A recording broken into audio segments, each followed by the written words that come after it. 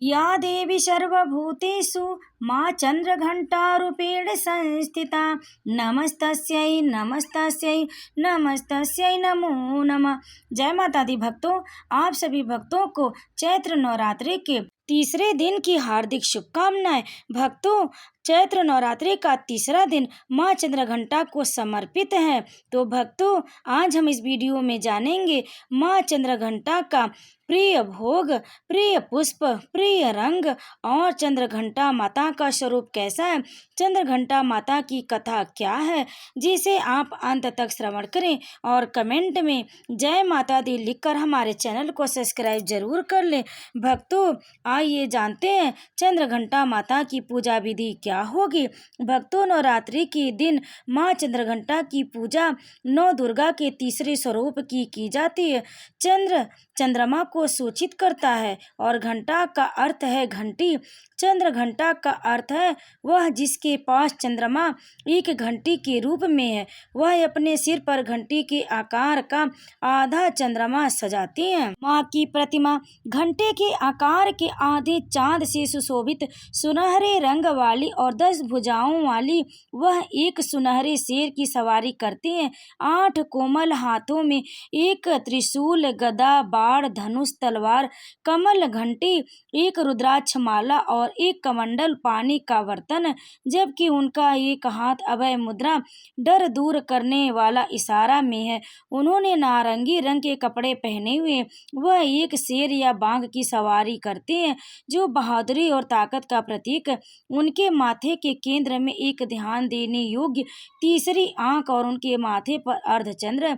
उनके पास एक सुनहरा रंग और वह अनुग्रह और आकर्षण के आदर्श संतुलन का प्रतीक।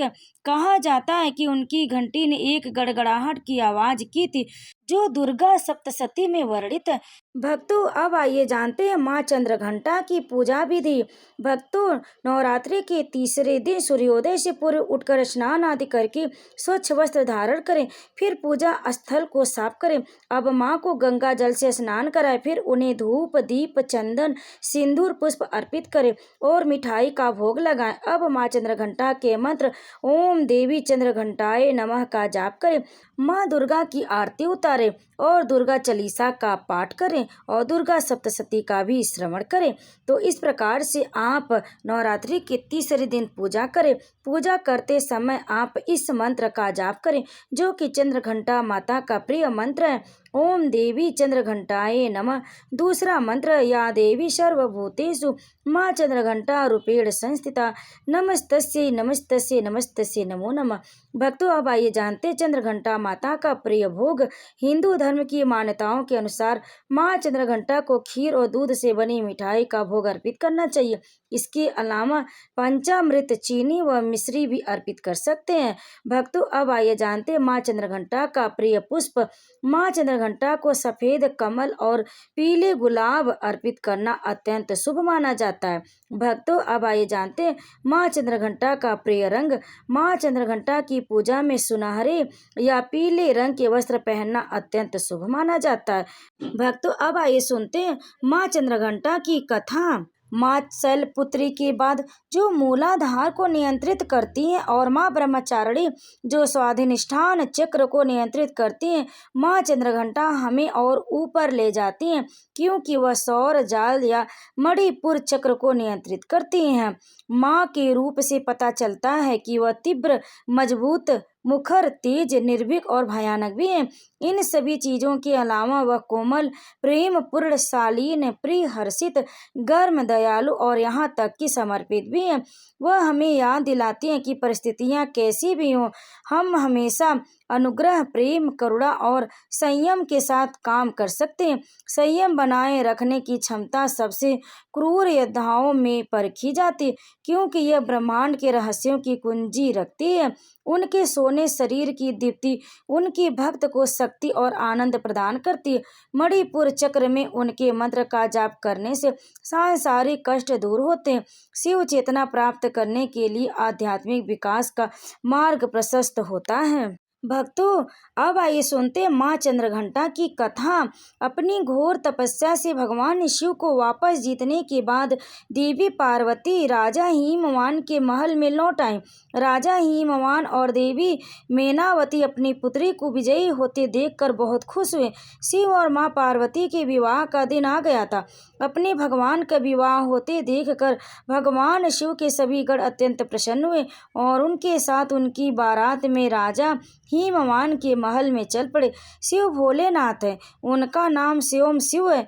वह जो शुभता को धारण करता है, उन्हें बाहरी दिखावे और औपचारिकताओं का पालन करने की क्या परवाह थी।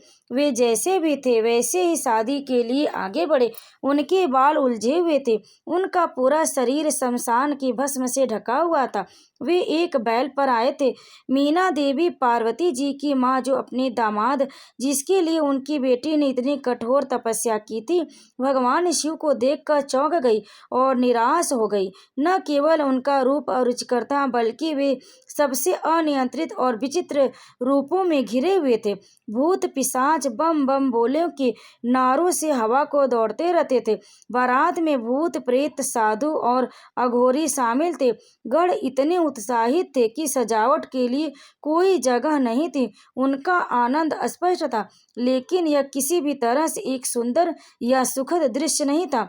मीना देवी इस बात को सोचकर बेहोश हो गई थी कि उनकी राजसी और कोमल बेटी अब उनकी पति जैसे भयानक स्वभाव वाले व्यक्ति के साथ और मेरे प्राणियों के बीच रहेगी। देवी पार्वती ने शिव तत्व को गहराई से अवशोषित कर लिया था और जैसा ही हमने उनके ब्रह्मचारिणी स्वरूप में देखा, वह सप्त ऋषियों के लिए शैव सिद्धांत की गुरु भी थी। फिर भी अपनी पूरी करुणा में वे एक माँ के रूप में मीना देवी की दुर्दशा को समझा।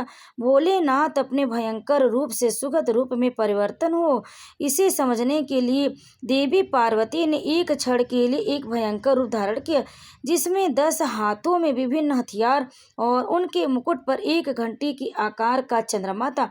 देवी के इस स्वरूप को चंद्रघंटा के रूप में पूजा जाता है।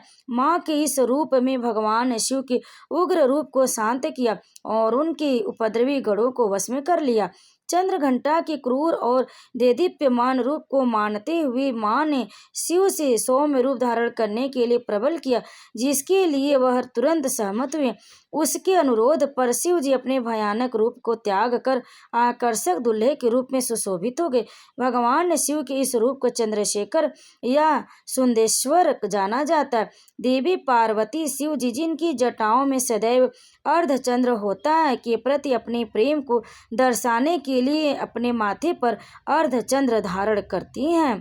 तो भक्तों, नवरात्रि के तीसरे दिन चंद्रघंटा माता की विधि विधान से पूजन करें और दुर्गा सप्तशती पाठ का श्रवण करें। दुर्गा चालीसा सुने, माँ दुर्गा के 108 नाम का श्रवण करें, जो कि आपको हमारे चैनल पर मिल जाएगा। भक्तों, नवरात्रि के दिनों में सुख समृद्धि के लिए, माँ का आशीर्वाद प्राप्त करने के लिए दुर्गा जी के 108 नाम का श्रवण अवश्य करना चाहिए। इससे माँ भगवती प्रसन्न होती है और समस्त मनोकामनाएं पूरी करती है।